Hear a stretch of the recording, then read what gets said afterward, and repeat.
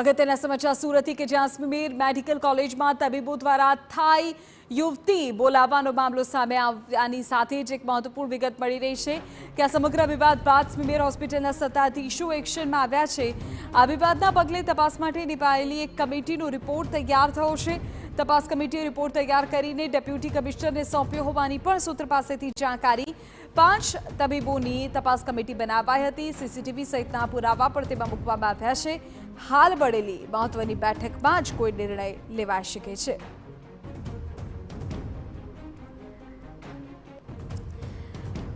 તો પ્રાથમિક રિપોર્ટ અત્યારે સોંપવામાં આવ્યો હોય એ પ્રકારની જાણકારી મળી રહી છે।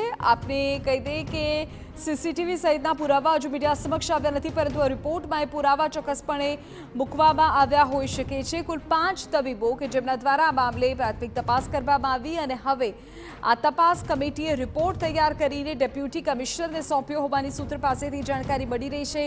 એક બેઠક અત્યારે ચાલી રહી છે। આ બેઠકમાં આખરે શું નિર્ણય લેવાય છે તે જોવું રહ્યું, કારણ કે જે તબીબની ઉપર લોકોની જિંદગીને બચાવવાનો ભરોસો મૂકવાનો હોય તે જ રંગરેલિયા બનાવતા જોવા મળ્યા અને એ આખા મામલામાં કોની સંડોવણી છે તે પણ તપાસમાં સામે આવે એટલું જરૂરી બની જાય છે।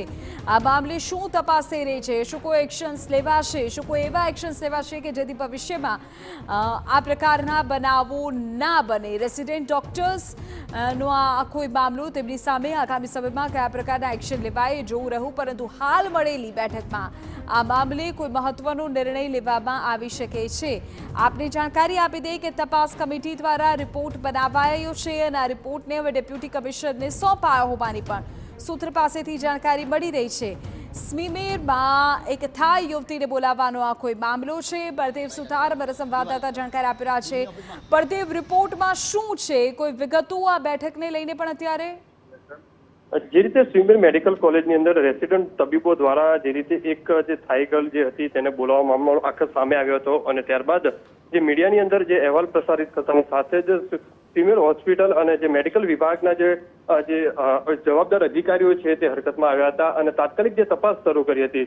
મહત્વની વસ્તુ એ છે કે 5 ડોક્ટરોની તપાસની જે કમિટી હતી તે બનાવવામાં આવી હતી, જેની અંદર ડેપ્યુટી કમિશનર જે રાજેન્દ્ર પટેલ છે તેમને તાત્કાલિક જે તપાસ કરવાના જે આદેશ આપ્યા હતા અને 5 ડોક્ટરોની જે બનાવેલી જે કમિટી હતી તે બેઠક કરી હતી અને અલગ અલગ જે રેસિડન્ટ ડોક્ટરો છે તેમને પણ નિવેદનો લેવામાં આવ્યા હતા। સીસીટીવી જે લગાવેલા છે તે સીસીટીવીની ક્રોસ વેરિફિકેશન પણ કરવામાં આવ્યું હતું અને આખરે જે તપાસ જે કમિટી દ્વારા આખી જે તપાસ કરી હતી અને જે રિપોર્ટ તૈયાર કરવામાં આવ્યો છે અને રિપોર્ટ છે તે ડેપ્યુટી કમિશનરને જે સોંપવામાં આવ્યા હોવાની જે સૂત્રો પાસેથી માહિતી મળી રહી છે।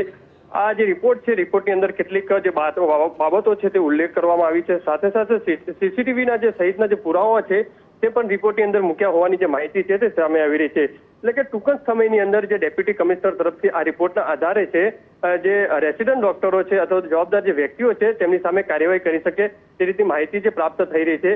પણ મહત્વની વસ્તુ એ છે કે અવારનવાર આ રીતે સ્મીમેર હોસ્પિટલની અંદર જે રેસિડન્ટ ડોક્ટરો અથવા તો કોઈને કોઈ બાબતે જે વિવાદમાં આવતી હોય છે છતાં પણ જે જવાબદાર અધિકારીઓ છે તેમની સામે કોઈ કાર્યવાહી નથી થતી, તે પણ એક સવાલ ઉભો થઈ રહ્યો છે। જી બિલકુલ, બળદેવ, રિપોર્ટ બાદ હવે શું કાર્યવાહી થાય છે તેના પર રહેશે નજર।